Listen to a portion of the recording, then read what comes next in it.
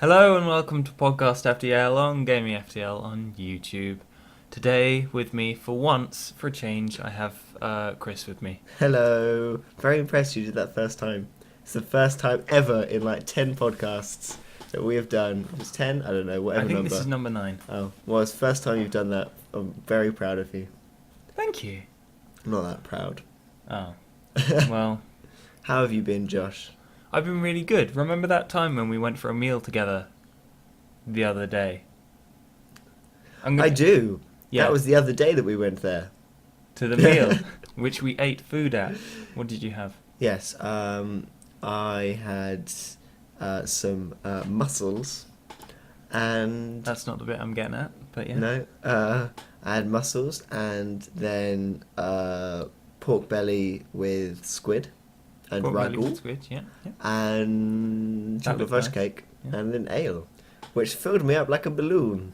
Yes, and we had to waddle home because I don't know if anyone's actually ever been that full, but it really, really hurts It does after a hurt quite a while. lot. And also, And you completely forgot that we decided that we were going to go and have a meal. And decided to eat beforehand, and then still had 3 courses and 2 pints. yes, because I am a Well, man's man. Pint and a half, and that's pint and a half of not like lager, just ale, heavy ale. It was good heavy ale with good heavy food. 3 courses of it. It was very pleasant. It A was very really pleasant nice. meal. I had a steak. That was good. But yeah, Chris had this belly pork and decided to save the layer of crackling that was about, I don't know, 20 centimeters long, probably. Yeah, And it was really crispy. So he was like, well, I'm really full. And I'm going to have a dessert. But what I really need to do now is very, very loudly crunch You this can't- whole thing. have you ever tried to eat a pork scratching quietly? I can't say I have. No, I haven't right. stealth eaten. You can't eat crackling quietly. No, I didn't have a problem with the fact that it was loud. It was just the fact that it was so loud. It was like Oh, you know what everything in the pub went quiet. And we were like, okay. It was so nice though. You know what? It's just made me think. You've got to cook for yourself tonight. Mm-hmm. We could totally go to the butcher's and just buy. You can just buy pork belly skin. This is what someone. No, one of the chefs at the pub told me this. Go to a butcher's, just ask for some pork belly skin. Right. Oh no, what do? You boil it, and then you put it straight into freezing water or something, and then you string it up, salt, bung it in the oven until it's crispy, just to make your own crackling. Apparently, it is fantastic. We could totally just cook crackling and eat tonight. I think I need something more substantial than Substantial. substantial. Well, we could have crackling with something. We could maybe buy the pork that comes with the crackling. Buy some pork belly joints. Perhaps. We'll discuss later. Yes. Yes. This is a thing to plan later. Yes. It was a very nice meal though we had. I very much enjoyed it. Chris had. I really don't know what it is. So Chris, just take it away with that. Oh, you got no idea what this is. No. So some people might have, some of our many thousands of listeners might have heard of this before. It's something that I was only brought to my attention today, whether it's on Facebook. I think it's just recently. It's essentially, the White House in America get loads of petitions all the time from people, most of which they just have to essentially say no. That's stupid. One which got quite a lot of attention, apparently, Yeah. was a petition signed by 25,000 people in America, sent to the White House Right. for them to build a Death Star. Now, the White House, the White House have now replied. Oh, And really? Now, I really hope this is legitimate, because this is the reply. The reply. Official response, official White House response to a petition called. This isn't the petition response you're looking for. And I'll just read the first bit because it goes on quite a while, but I'll read the first bit. The administration shares your desire for job creation and a strong national defence, but a Death Star isn't on the horizon. Here are a few reasons. Number 1. The construction of the Death Star has been estimated to cost about $85 quadrillion. Yep. We're working hard to reduce the deficit, not expand it. The administration does not support blowing up planets. And what I think is the best one, why would we spend countless taxpayers' dollars on a Death Star with a fundamental flaw that can be exploited by a one-man starship? And it does go on, and they're quite clever if this is a proper response, because they do say, like, if you'll notice, there's something already floating in the sky. That's no moon. That's a space station. Yes, it's a giant football-sized field international space station in orbit around the Earth. And they're quite clever. They keep going, like they say, space is no longer just government only. Private American companies through NASA's Commercial Crew and Cargo Program Office, C3PO, are ferrying cargo. As there's more. There's like, it goes on about saying how here we are. We don't have a Death Star, but we do have floating robot assistants on the space station, a president who knows his way around a lightsaber and advanced marshmallow cannon, and the Defense Research Project Agency, which is supporting research on building Luke's arm, floating droids, and quadruped walkers. It's brilliant. And they just end it by saying, remember, the Death Star's power to destroy a planet or even a whole star system is insignificant next to the power of the Force. I love it. Is that a legitimate response? I don't know. I think I've still got the here. Someone posted it from here, and it said that the White House finally responded to its outstanding petition to build a Death Star.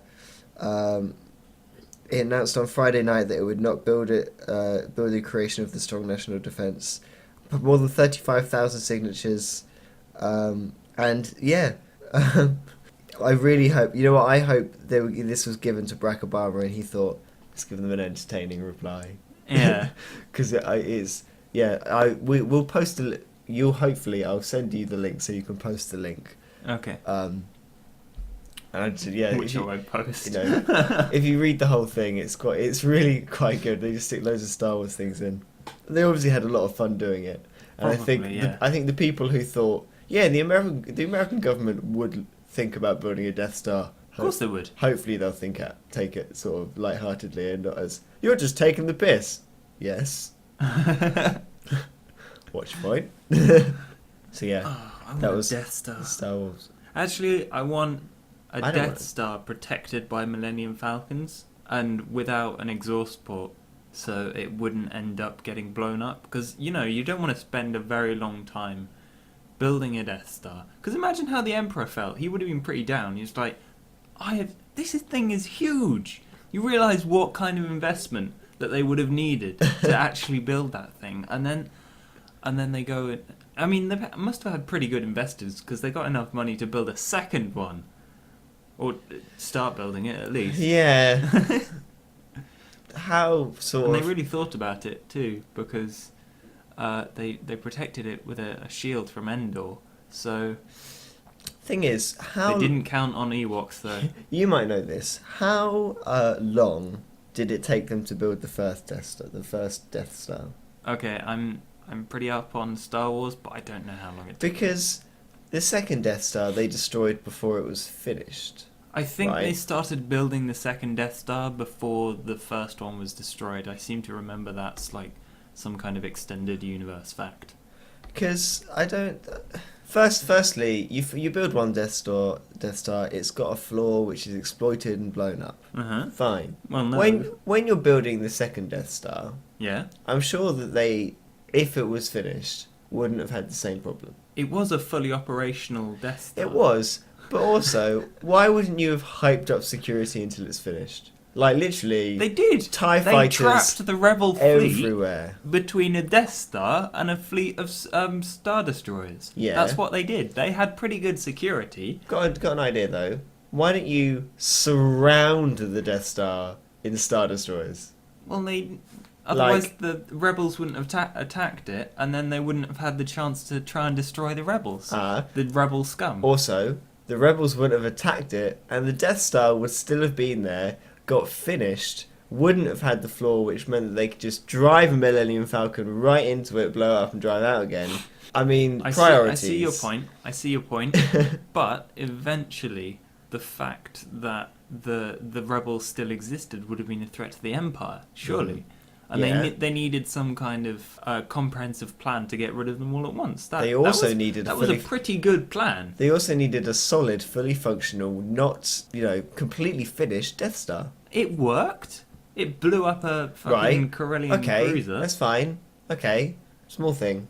If I give you... It blew up the cool-looking one as well, with that, wings and stuff. I like that one. If I give you a tank... Hello. Right? You'd be quite happy with just a tank. No. Right, okay, right. You're defending yourself, and you've got a tank. Okay. Right? Now, this tank is completely fully operational. It moves, and it will fire big, badass things out of its cannon. Yeah? Unlimited power. Yeah. However... That was terrible. Sorry. There is no armor plating on the whole thing. So it's fully functional. Hang on. Somewhere else, hang on. There is a shield generated around this tank. It's fully functional. Yeah. However, it's essentially defenseless. Well, no. Okay, and then there's someone else in a little jeep that follows you, and he's got a little button that you can press set to put a shield around your tank. Right. However, I send a load of ferrets into the piping of the jeep and blow it up. You are then defenseless. Or you just throw ferrets into the wheels. Hundreds of ferrets. The driver gets attacked and bleeds to death through little bite marks, and you're defenseless. However, if someone had surrounded you in lots of smaller, complete sort of, not tanks, I don't know, Mini Coopers. With missile launchers and machine guns, you'd have been a lot better protected while the other people were fixing the armor plating onto your tank. Right. Does that make sense? Yeah, no, it makes sense even without the stupid metaphor. It's a pretty good metaphor. It was a rubbish metaphor. I think it's a perfect metaphor, except for the ferrets. Maybe you want hamsters. I know you want something small enough to climb through the piping of a car. A ferret would do it. Probably. Quite bendy, aren't they? Yeah. Yeah, ferret. We know too much about ferrets. Yeah. I don't know how.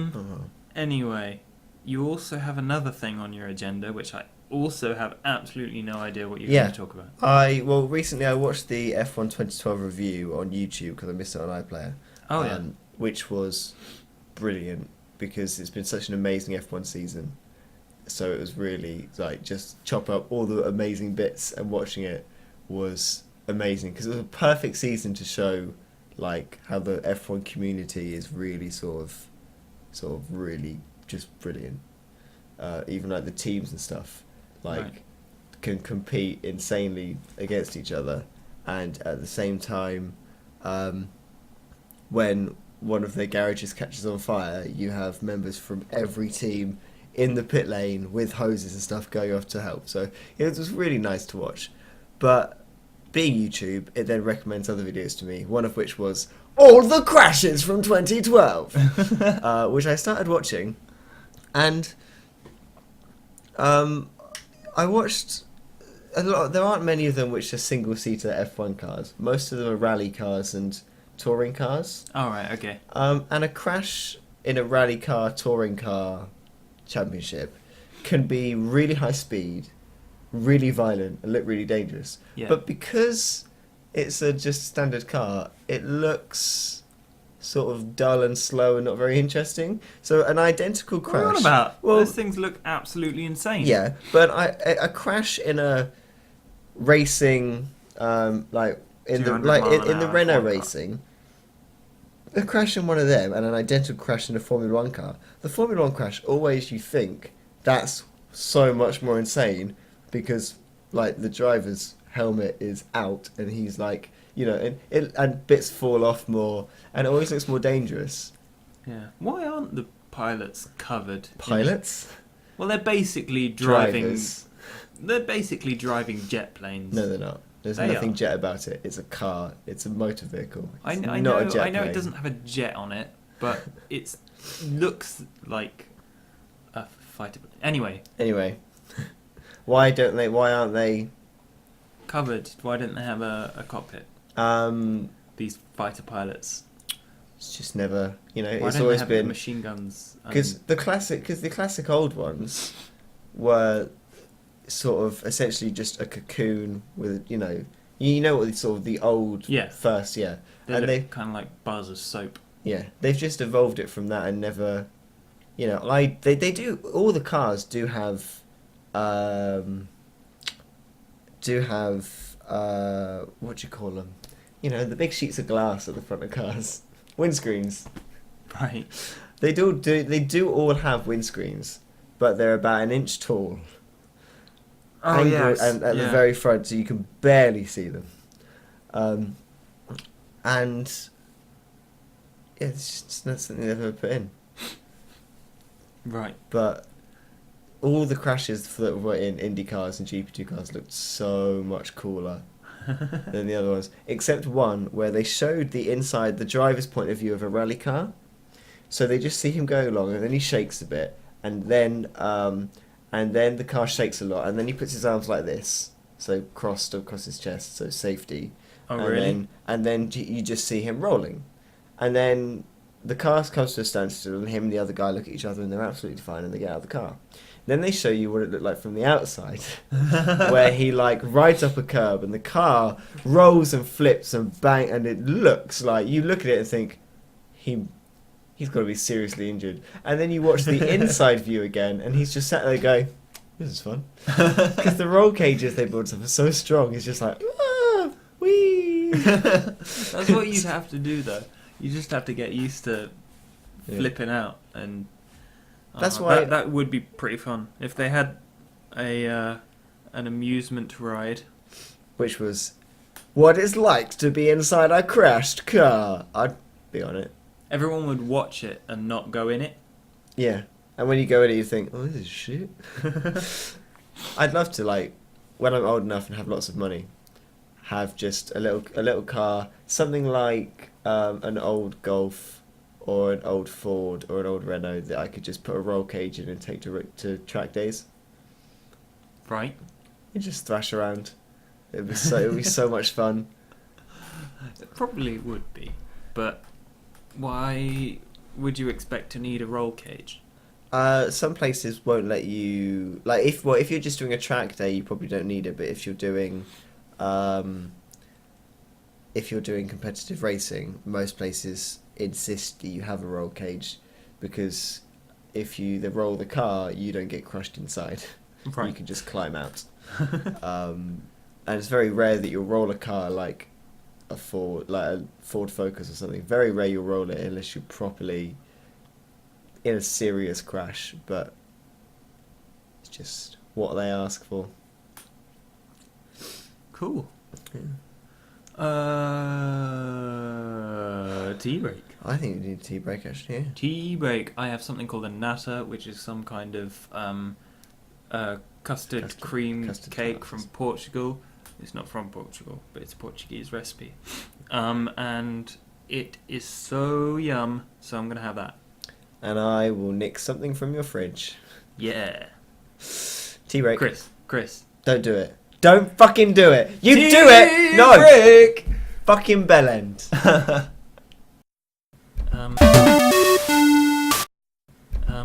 Probably bring that closer to The you. podcast tea break has ended. The podcast tea break has ended. And Josh lost both testicles in a violent accident. I tried to teabag my tea bag, and that didn't end well. No. All good. Yeah. Okay. Very exciting. Well, are you gonna do your thing first? Okay, we want to talk about Pokemon, but first, I forgot to mention it earlier, but there's this thing that Chris does that I've noticed recently. I mean, he's done it for a long time. Anyway, when I'm talking to Chris about a TV show, he's like, "Oh, have you seen the new episode of blah blah blah, South Park or something?" Right. And then I say, "Oh yeah, I have seen that, yeah."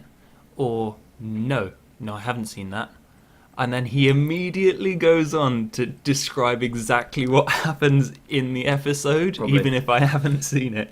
I don't normally care, but the thing is, sometimes he's just like, well, the whole episode's about this, and in the end, they all die, or something. It's like, what, Chris? Fuck's sake. Yeah, I do that. Yeah. Explain yourself. I'm getting better. Like when you said you hadn't watched Ted, I didn't spoil the end, even though the last bit that happens in Ted I found really, really funny. Yeah. I don't know why I do that. I watched Ted the other day, and it was alright. I mean, it wasn't amazing. It won't go down as the greatest comedy film of all time, but it was... It's it was pretty good. average rom-com, buddy comedy mix-up kind of thing. It was Yeah. pretty good. I don't know whether it would come But- under the category of rom-com, though. Well, it had me. I mean, there's rom in it, and it is com, but I don't think it would come under rom-com. Buddy comedy. Buddy-com. Yeah. Buddy rom-com. Buddy rom-com. Not as good as rom-com zom, or zom rom-com. Yeah, there's another rom-zom-com. one of those coming out soon, isn't there? I can't remember. It's like... That looks like it's going to be awful. I can't remember what it's called. I'm going to have to find out. Yeah, that's the one where the zombies start to become human again. That's not the one I was thinking of. No? But... Is it? Maybe... Oh, God, I'm so confused. I've watched so many zombie films with you. We watched One of the Dead.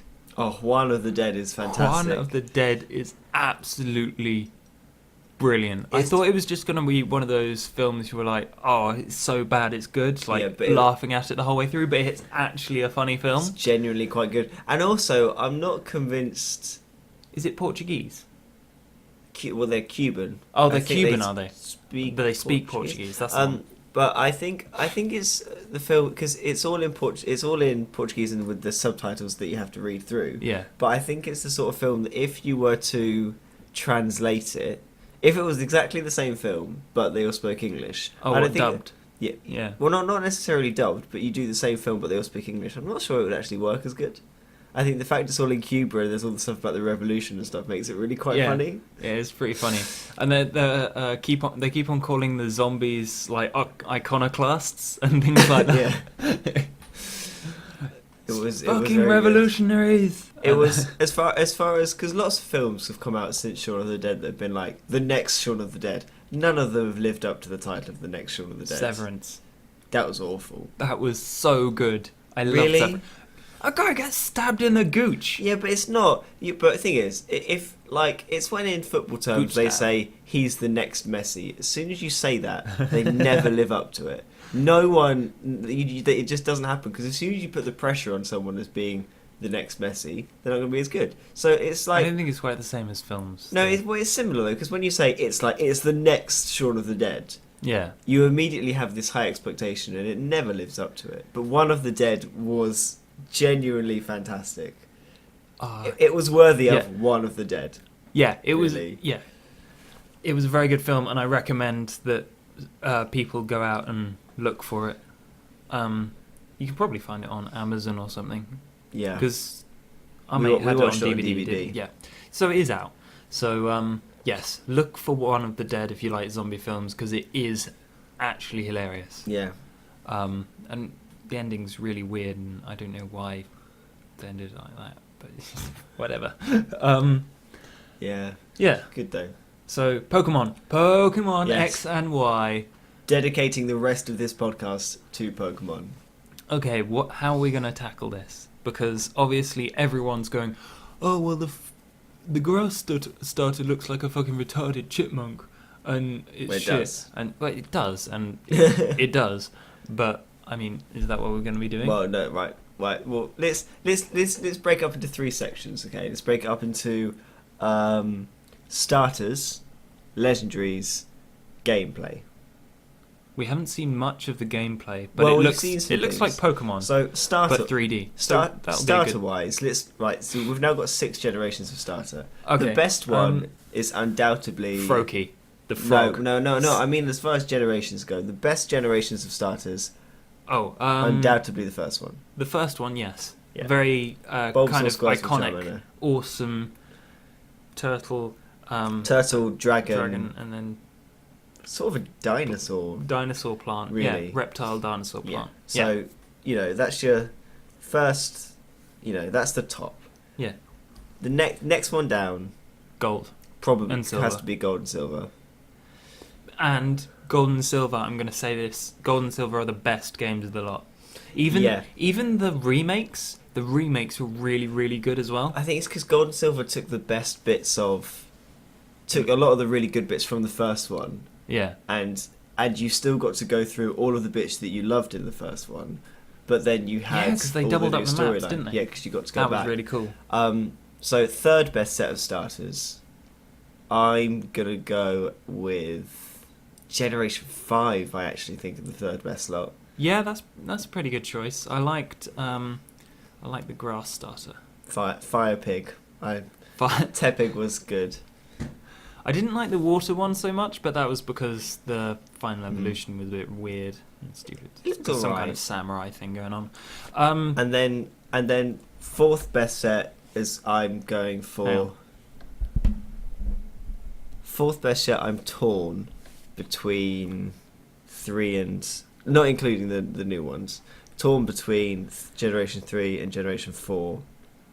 Because I didn't think we have to make a comprehensive list of best starters. No, I know, think- but because I didn't like Trico in Generation 3. Trico was weird. It And looked like some kind of stuffed toy. Yeah, and I'm going to go against a lot of general opinion here and say that I did not like Mudkip. Mudkip was awesome. But I didn't like I Torchic, like but I Mudkips. did like Blaziken. I do like Mudkips. It's an internet. Yeah, I thing. know. Oh, okay, cool. So, but then I didn't really like Chimchar, but I did like Torterra. Okay, I think we're stopping with the. No, but I did like this one, but I didn't like this one. No, but the On point, the other hand, I did like the thing. No, what I'm trying to get to. I'm trying to get to where. Okay, you've got the 5 that we've got set of starters. Just looking at the new ones, where do you stick them at the moment? Are they? I don't know. Where are you sticking them? No. Well, would you say they're like right near the top? So as good as, like, looking as good as gold and silver and red and blue, or are they sort of in the middle, or are they looking like they're going to be god awful? I'm going to say somewhere in the middle, but we really don't know because we haven't seen their evolutions and we haven't played the game. Well, the thing is, Which we will undoubtedly do. looking at the fire, because I always get the fire starter, Mhm. the twisted fire starter, always, and the fire starter in its first form looks a lot better than Torchic, looks a lot better than Tepig, looks a lot better than Chimchar, and I would genuinely say, just looking at the first just its first form, It does look put pretty it. cool. It's a I really would nice put it design. number 2. I would say it looks better than. Ooh. I would say it looks better than Cyndaquil, but it's never going to beat Charmander. Cyndaquil looked weird though. And, some kind of and its fetus evolutions never really got sort of noticeably. Cooler. That generation was sort of, they were really good, but as far as their evolutions, they never really sort of changed much. Yeah, they didn't have. They didn't look particularly outstanding. But No. yeah, it was a good generation. So I would at the moment put it sort of my second favourite yeah, looking starter. The fire one and it's what is it called? Fenneco. Fennekin's the fire one. Fennekin, because a Fennec fox is a desert fox. So I am going to say that either it's a fire ground or a fire rock, which would be an unbelievable type combination. That would be so difficult to beat. Fire ground would be 4 times weak to water. Well, yeah, but still, that's only 4 times weakness. I mean, if you can get a good but it would be, moveset on it, yeah, it'd be resistant to Absolutely. electricity. You'd It would ha- be yeah. resistant to steel. You wouldn't get affected by like sandstorm and things like that. yeah, it would be a very strong type combination. Yeah. On the other hand, the water one, the frog, Froakie. Froakie. I think it looks pretty cool. Not cool, but weird It in has- an interesting way. And I'm going to say I think it's water psychic, because for some reason they put its hand to its head, like, you know, shananananana. Yeah. Ba-doo, ba-doo, shanananana. But Boo, ba-boo, thinking boo, of any boo, boo, past boo. things, if you think of past past Pokemon that have looked like dogs or foxes or things, Mhm. right? Ninetales, Arcanine, Houndoom, they all look pretty cool. Yeah, yep. And then all the past Eevees. ones, yeah, all of them. Past ones that look like frogs. Toxicroak. Yes, Toxicroak was cool. Toxicroak was cool, and you know it. Palpitoad. Palpitoad was cool, and No. you know... No. Politoad. That was... Politoad's a really good Pokemon. Yeah, but It looks awesome. What's wrong with you? I never. Politoad is the best frog-looking one they've done, but I'm just not convinced. I'm afraid. So I'm not That's convinced. really got no bearing on this particular Not Pokemon. convinced. Though. Not convinced. Does Well, it? I think Does it? as a starter, Does it? it looks shit. Does it? Does it? I think it looks shit, and I can't see it looking any better as it evolves. Okay. Well, I guess we'll find out. And we haven't even touched on the grass one, because there's no point, as every Pokemon game has shown. Oh, why is it always so terrible? I don't know. Well, since Venusaur, they've just never got it right. No. Because I love Venusaur with passion. Venusaur's a I've pretty got a good Pokemon badass as well. Venusaur that I would sleep with and let them do me. Okay. You're into tentacles. What? Never mind. The So legendaries. the legendaries look weird. There's... The stag looks. I think the stag has potential. I think they look kind of cool, but they also look very unusual because they're forced to look like the letter X and the letter Y. Yeah. It's the first sort of set of legendaries that at a first glance, like, because in the first game you can't really. There's only two. You can't make much of a judgment, but Ho-Oh and Lugia look like legendary Pokemon. Yeah. Groudon and Kai something, Kyogre. yeah, look like legendary Pokemon. Palkia and The other one. the other one, Dal, whatever, look Dalgia. made to look like legendary Pokemon. But they... Zekrom and Oh my god, Zekrom and... but again, they're all the other one. they're all made to look Reshiram. Yeah, they're all made to look like legendary Pokemon. The Stag, which is what we've had the best view of out of the two, you could look at it and sort of think, well, that's not necessarily legendary. It's the first two that at a first glance you don't think, well, they have to be legendaries. They could easily not necessarily be legendaries, just be game mascots, and you've got some higher legendary Pokemon that looks legendary. Yeah.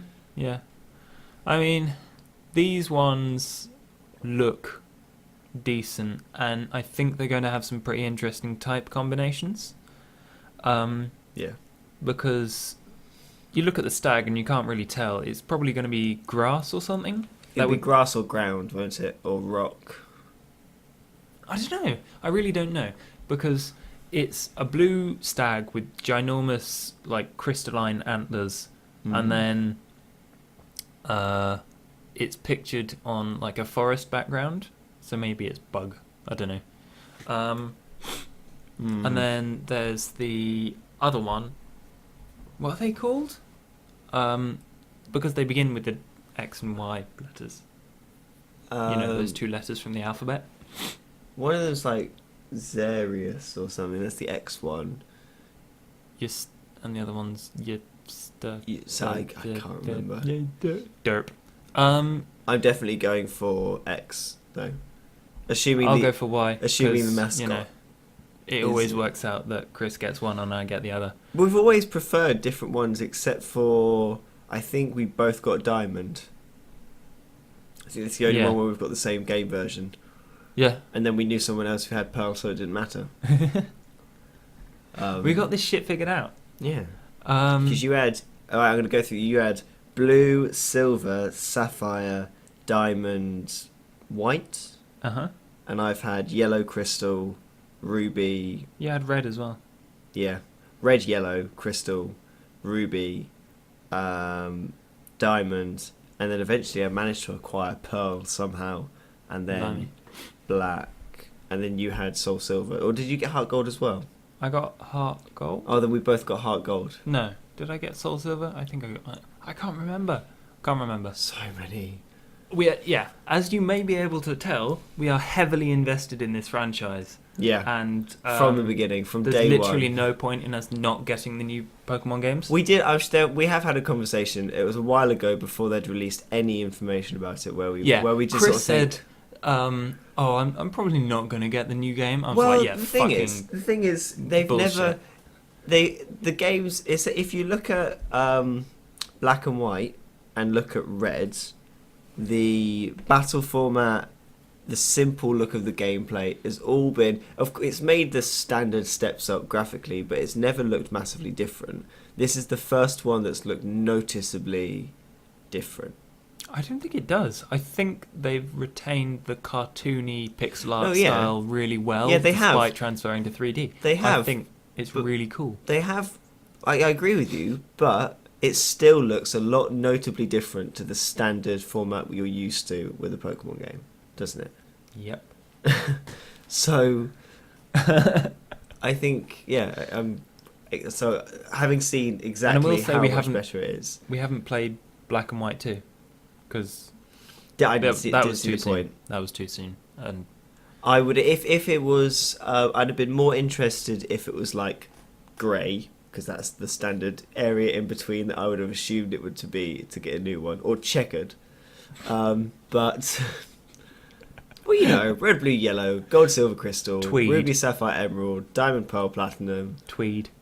black, white, tweed, Or black, white, Burberry. Yeah, very. That was. Yeah. Oh, we've touched on gameplay. That was my three sections. Yeah, I think that's. Hang on, actually, just before we do.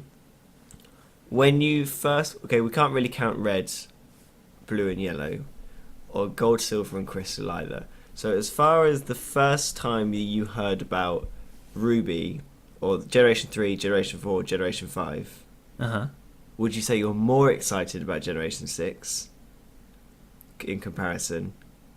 Or...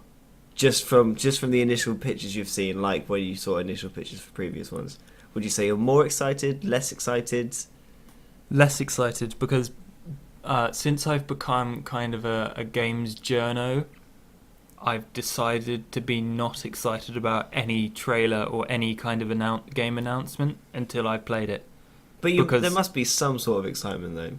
I'm very interested in it. I'm quite interested to see what they're going to do with this one that changes things, if any.